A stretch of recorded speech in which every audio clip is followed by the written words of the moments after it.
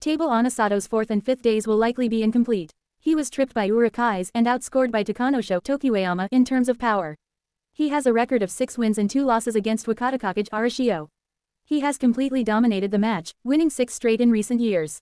He can easily turn Wakatakakage's low tactics with a full-arm tactics. Yasusenashiki Ajagawa will be facing veteran Takayasu Taganora, hoping for about to reignite his engine. While he has won 2 matches in a row recently, Takayasu is on a whole different level this time around. He has a lot of power from the start, is quick to thrust, and has some impressive small moves. The key will be how he responds when his opponent takes a big swing, such as a small move.